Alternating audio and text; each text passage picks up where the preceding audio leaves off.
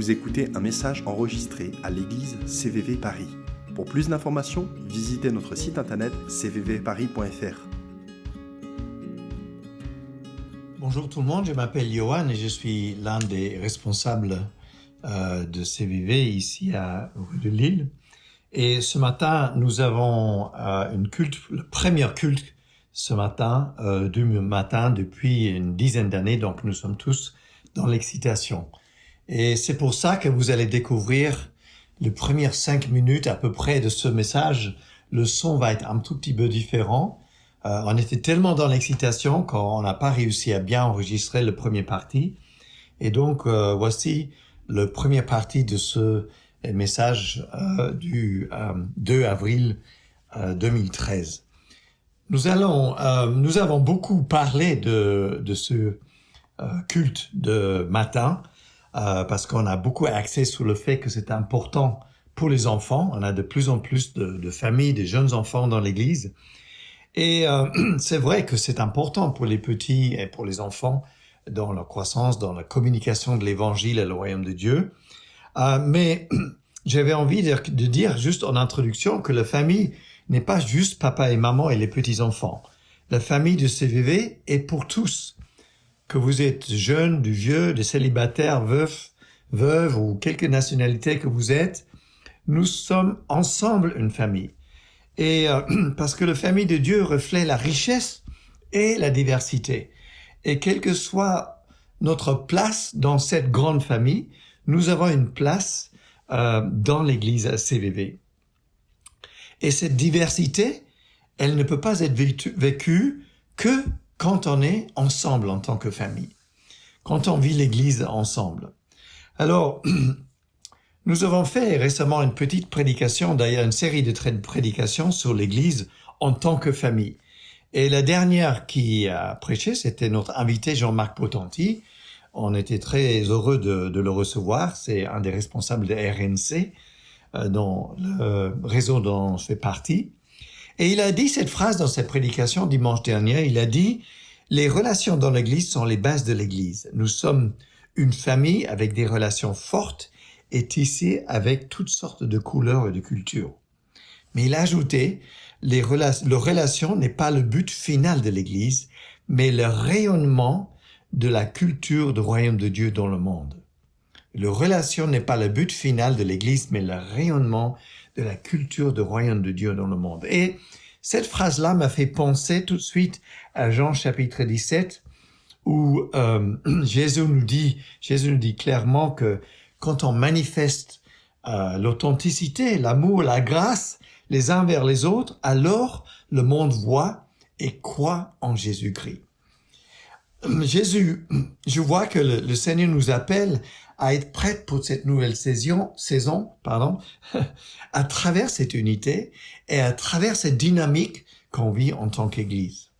Alors évidemment, quand on voit la situation sociale ou économique ou même les structures politiques aujourd'hui, ce avril 2013 et tout ce qui se passe autour de nous, on peut se poser la question de comment peut-on se préparer pour une nouvelle saison où l'Église peut avoir un impact dans notre société et notre nation.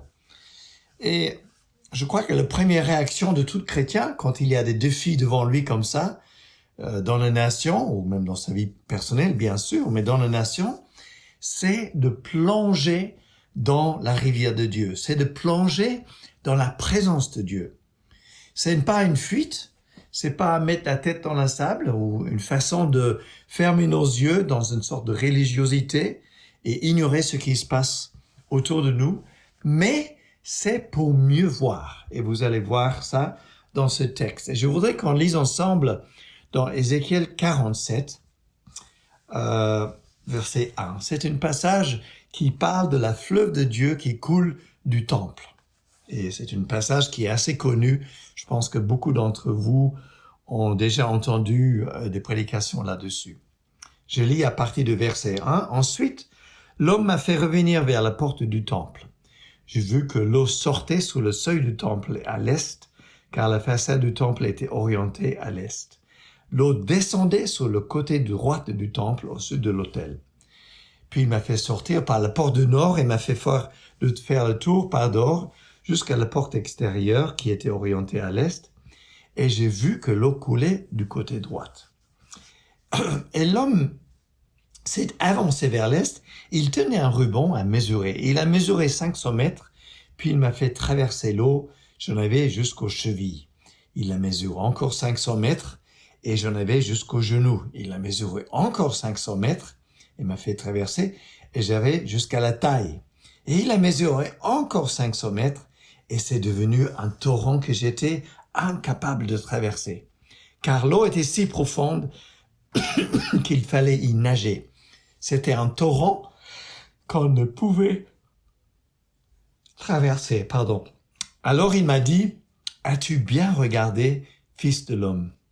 Puis il m'a entraîné et ramené au bord du torrent. Au verset 6, c'était écrit, « Alors il m'a dit, as-tu bien regardé, fils de l'homme ?» Puis il m'a ramené, il m'a dû me tirer au bord de l'eau. Avant de commenter ce texte un peu plus, je voudrais juste faire quelques commentaires concernant le temple. Parce que évidemment, il y a cette tension au départ où Ézéchiel découvre le temple et puis il découvre le fleuve qui coule du temple. D'abord aux chevilles, après aux genoux, la taille, et puis après il ne peut plus même pas y nager pour y traverser. Et c'est l'homme qui doit le tirer vers le bord une fois qu'il a bien regardé. Mais le temple est une image où l'homme rencontre Dieu. C'est l'espace où nous faisons notre rencontre avec Dieu. Et en fait, dans le jardin d'Éden, c'est le premier temple, en fait, on pourrait dire ça, qui est mentionné dans la Bible. Parce que c'est le lieu de la rencontre entre Dieu et l'homme. Dieu crée ce temple. Et il crée un espace pour que Dieu peut y vivre avec beaucoup de paix et beaucoup de joie. Et Dieu descend dans ce jardin, dans ce temple, dans ce lieu, pour parler et rencontrer l'homme. Et cette relation a été coupée par la volonté de l'homme. À travers la Bible, il y a plusieurs histoires où Dieu continue à créer des lieux de rencontre pour reconstruire cette relation que l'homme a volontairement coupée avec lui. Dieu, à travers la Bible, crée plusieurs temples. Et on ne veut pas aller dans le détail de tout cela, mais ce n'est que dans le Nouveau Testament que Jésus arrive. C'est le temple par excellence. C'est la personne, c'est l'espace de rencontre par excellence avec Dieu. Et Jésus dit d'ailleurs, à un moment donné, que si on détruit ce temple, dont il parle de lui-même, Dieu le ressuscite le 3e jour. Et c'est ce qui s'est passé. Jésus est mort, il est ressuscité le 3e jour, et aujourd'hui, on a ce lieu de rencontre à travers de Jésus. La promesse du Père, du don de son Saint-Esprit, s'est accomplie par son habitation en nous maintenant. Nous sommes devenus le temple. Jésus, par son Esprit, vit en nous. C'est le lieu de rencontre. Et vous pouvez lire ça dans 1 Corinthiens 3, chapitre 3, versets 16 à 17. Mais Jésus nous dit quelque chose de plus. Il dit qu'en plus que ça, celui qui croit en lui, des fleuves d'eau vive couleront de lui. C'est l'image de la vie éternelle que Dieu donne. C'est aussi l'image de l'abondance que Dieu donne. Et le rappel que la source de cette abondance, de cette eau, ça vient de lui. La source de ces rivières dans Ézéchiel, ça vient du temple. C'est le lieu de rencontre. Et aujourd'hui, nous avons la rencontre à travers de son Saint-Esprit. Et quand on rencontre le Saint-Esprit, il y a comme cette explosion d'émotions. Il y a une explosion de rencontres avec Dieu et avec son Esprit. Le Saint-Esprit est présent. Il y a des émotions qui jaillissent. Parce que quand Dieu agit, c'est vrai que nos émotions sont touchées. Des fois, on est dans le pleur, des fois, on est dans le rire, des fois, on ne sait pas comment réagir. Parce que le fleuve de Dieu nous emporte dans un sens. Et ce fleuve n'est pas seulement graphique dans l'Ancien Testament, c'est pas simplement une jolie image, mais c'est la présence de Dieu qui nous envahit. C'est l'amour du Père qui veut entrer à nouveau dans son rencontre avec l'humanité, dans son rencontre avec toi et avec moi. Est-ce que tu as une rencontre avec ce Dieu?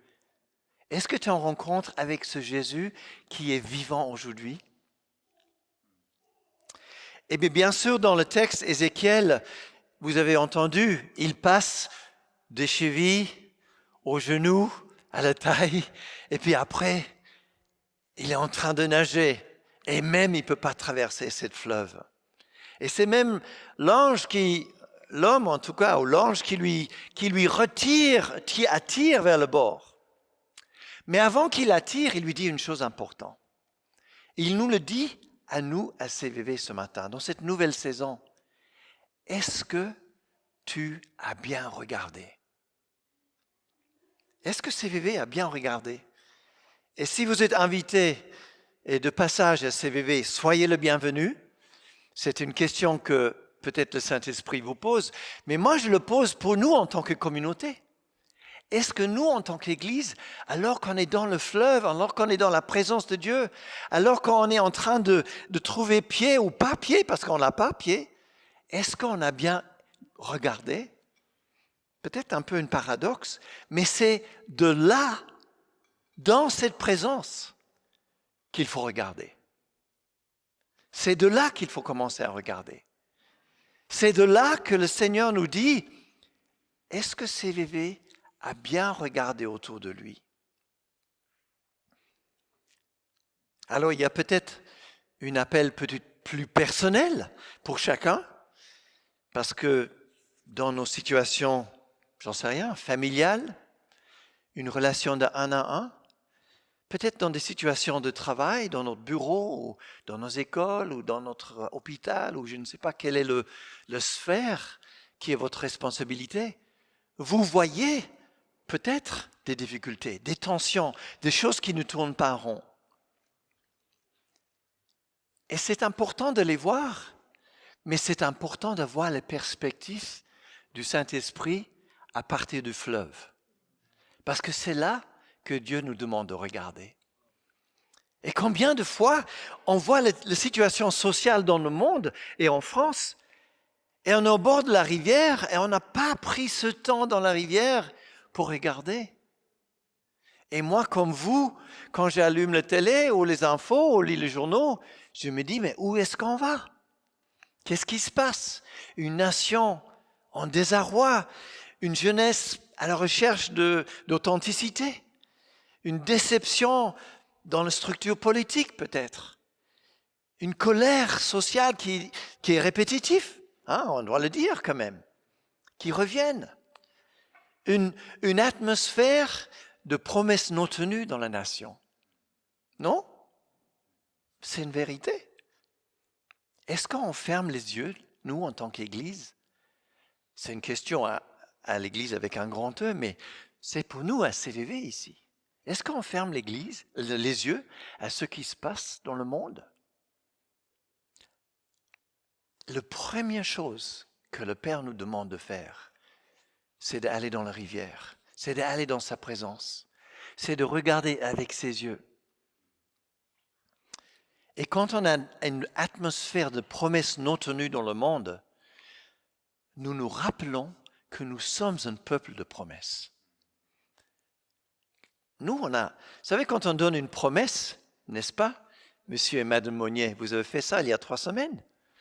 Une promesse de mariage, ça a une conséquence dans leur choix de vie. Ça a une conséquence dans vos actions, dans vos options ensemble. Une promesse, ce n'est pas rien, n'est-ce pas? En tout cas, Timothée, il est d'accord. Une promesse, Keren aussi, bien sûr. Une promesse d'héritage, il y a des résultats par nos actions. Dieu nous donne des promesses. Dieu nous a donné énormément de promesses dans la Bible. Et il ne faillira jamais, jamais à ses promesses. Une promesse qu'il nous a donnée, c'est dans Matthieu 16, où Jésus dit « Je bâtirai l'Église ». Jésus dit, je bâtirai l'Église, c'est une promesse. Et les portes de l'enfer n'emporteront pas sur elle. Les portes de l'enfer vont essayer de s'emporter sur elle, mais les portes de l'enfer ne s'emporteront pas sur elle. Ça, c'est une promesse à tenir. Ésaïe 43 nous dit de ne pas penser aux premiers événements, ne cherchez plus à comprendre ce qui est ancien, mais je veux faire une chose nouvelle, nous dit le Saint-Esprit, qui est déjà en germe. Et je sais que c'est une parole qui parle de Jésus, bien sûr, dans l'Ancien Testament, mais pour nous aujourd'hui qui est encore vrai, qui est déjà un germe. Parce que dans Ésaïe 60, et on en a beaucoup parlé ici à CVV, « Lève-toi et brille, car ta lumière arrive et la gloire de l'Éternel se lève sur toi. » C'est une promesse qui est sûre, qui ne faillira jamais. Et Habakkuk 2, 14, que certains connaissent presque par cœur, certainement. La terre sera remplie de la connaissance de la gloire de l'Éternel, tout comme le fond de la mer est recouvert par l'eau. Les promesses extraordinaires qui orientent notre vision pour Paris, qui orientent notre vision pour l'Église et qui nous met sur un chemin qui n'est peut-être pas tout à fait comme dans le monde. On voit les choses différemment. Parce que quand on voit ces promesses dans l'eau, notre vision du monde est différente. On ne peut pas douter à la capacité de Dieu de changer la France. On ne peut pas. Parce que c'est son désir. On vit, je sais, on vit dans une tension dans ce monde. La tension entre le royaume de Dieu et ce qu'on voit à l'extérieur. Et c'est une tension qui est des fois difficile. Mais la parole de Dieu nous donne ses promesses.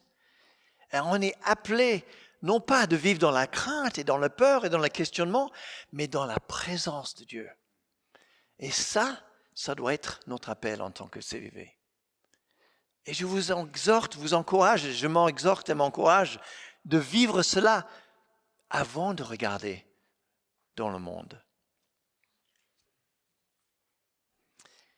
Le fameux verset dans Matthieu 22, 37, « Tu aimeras le Seigneur de tout ton cœur, de toute ton âme, de toute ta force. » Si ça, ce n'est pas un appel à l'intimité, je ne sais pas ce que c'est.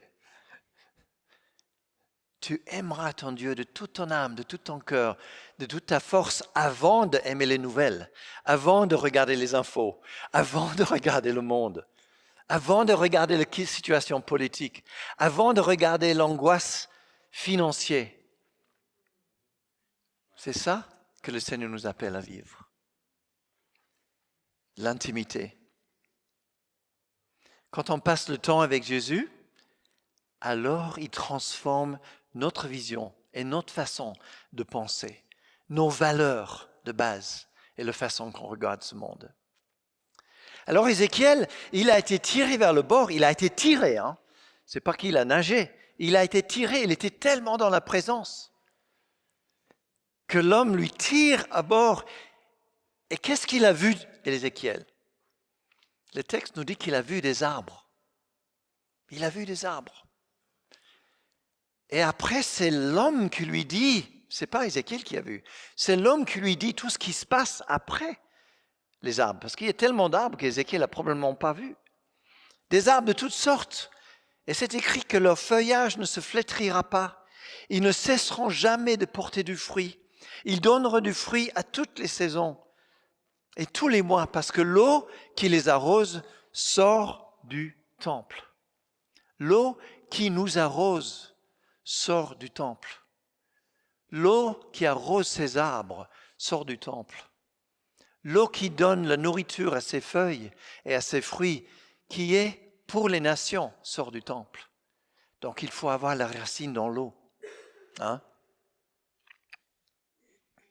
Est-ce que tu vois, quand tu regardes Paris, ces arbres? Et je ne parle pas des arbres au long de la périphérique. Je parle des gens. Je parle des hommes et des femmes.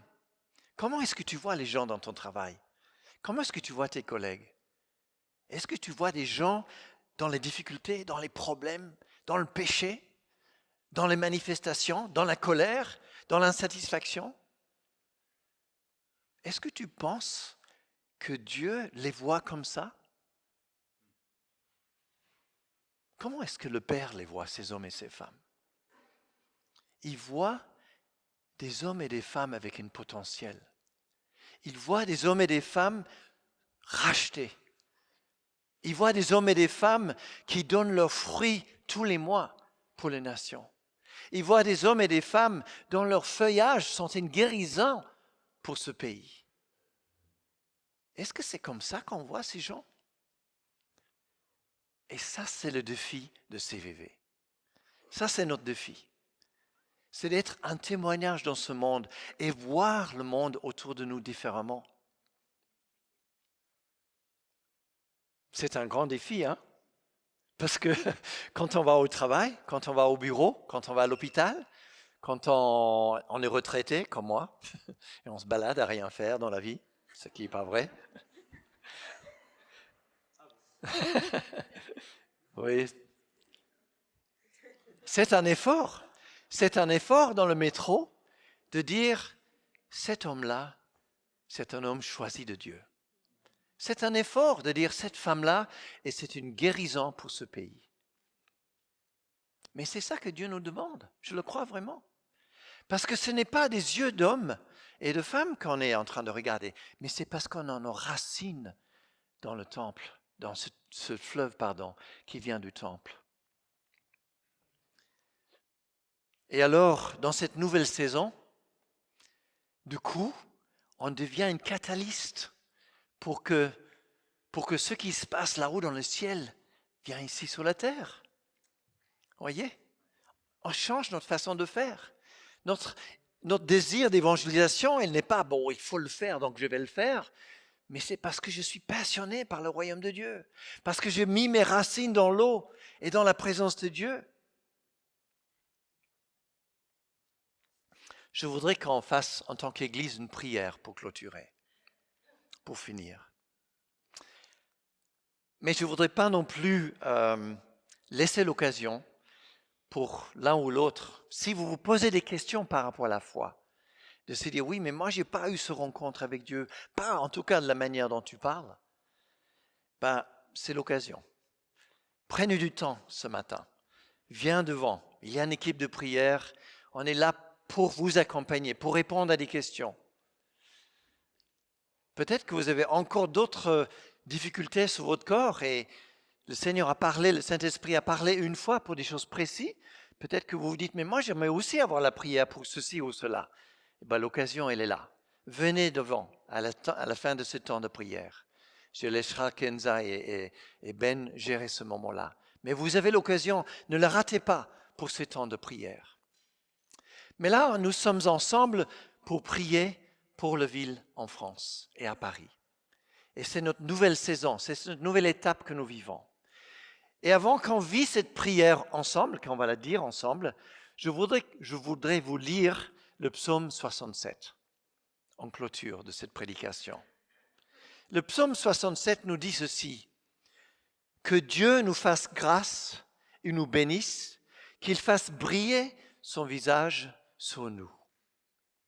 Pause. C'est la prière aaronique.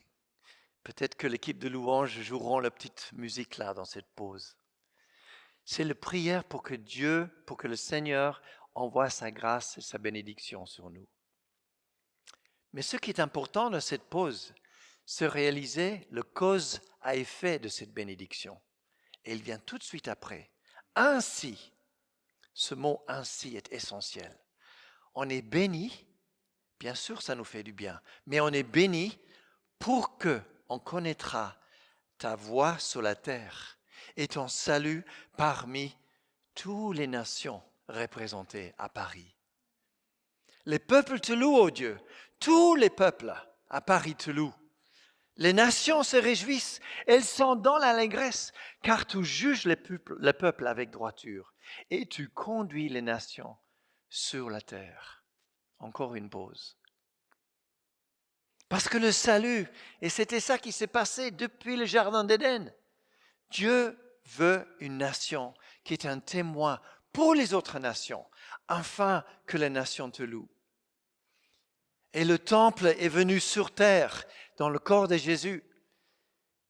Et Jésus a même dit, détruis ce temple et dans 3 jours il ressuscitera. Ils ne se sont pas rendus compte à le moment. Mais ça s'est passé. Jésus est mort, il est ressuscité et il vit à jamais. Et non simplement ça, Jésus a dit, mais de toi coulera des fleuves d'eau vive. De toi et de moi coulera cette fleuve d'eau vive parce que nous avons nos pieds enracinés dans le fleuve qui coule du temple. Alors les nations te loueront. Alors Paris te loueront. Alors les nations qui sont représentées dans cette ville, et on pourrait presque dire probablement presque toutes les nations de la terre sont représentées dans des grandes villes comme Paris. Te loueront, Seigneur. La terre donne ses fruits, le peuple te loue, Ô Dieu, tous les peuples te louent. La terre donne ses fruits et Dieu, notre Dieu, nous bénit. Dieu nous bénit et toutes les extrémités de la terre te craignent. Voilà. Est-ce qu'on peut faire ensemble cette prière pour cette nation? Et peut-être prier que le Seigneur nous donne la foi de changer notre façon de voir les hommes et les femmes à Paris, pour que notre témoignage coule non pas de la crainte, non pas de l'inconnu, non pas de ce que nous voyons, mais de l'endroit où nos pieds sont trempés dans l'eau, où nous sommes en train de nager. D'accord? Je peux vous inviter de vous lever. Peut-être que je vais lire cette prière en premier et faites-le le vôtre, n'est-ce pas? C'est une prière qu'on fait ensemble. Peut-être que l'équipe de louange peut se mettre en place, comme ça vous êtes déjà prêts à partir. Je laisse Ben et Kenza décider. Je vais vous lire la prière. Elle est affichée normalement derrière moi. Mais faites-le le vôtre. C'est une prière pour moi, c'est une prière pour nous. Et ce matin, nous avons l'église de Sud-Est qui nous rejoint, le site qui est à Sud-Est de Paris. Donc, on fait ça en tant que communauté, ensemble. Éternel, j'ai entendu ce que tu as annoncé et je suis saisi de crainte. Accomplis ton œuvre dans le cours des années. Dans le cours des années, fais connaître ton œuvre. Dans ta colère, souviens-toi de ta compassion. C'est un verset qui se trouve dans Habakkuk. Mais ça va devenir notre prière ce matin. Seigneur, merci pour le réveil que tu as suscité dans le passé sur la terre. Je te demande d'augmenter la foi dans mon cœur afin que nous puissions voir ces merveilles s'accomplir à nouveau. Aide-moi à voir cette nation, la France, avec ton cœur et selon ta perspective. Parce que tu es le même hier, aujourd'hui et demain. Dépose en moi une soif et une faim de voir à nouveau ta puissance se manifester dans notre pays.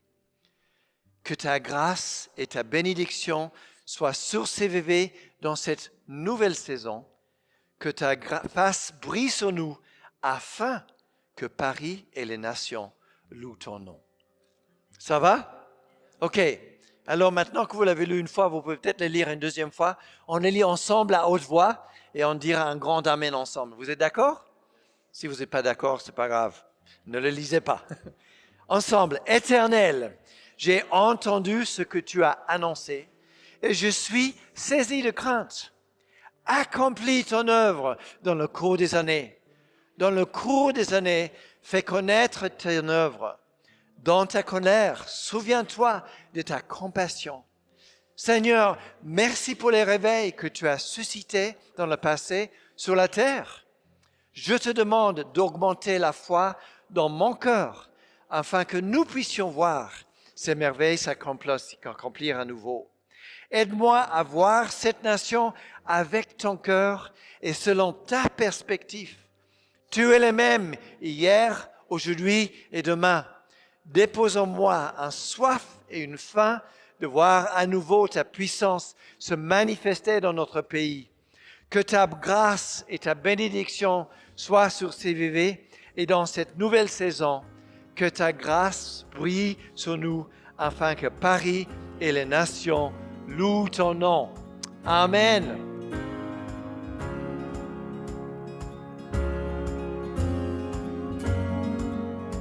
Vous venez d'écouter un message enregistré à CVV Paris. Pour plus d'informations, visitez notre site internet cvvparis.fr.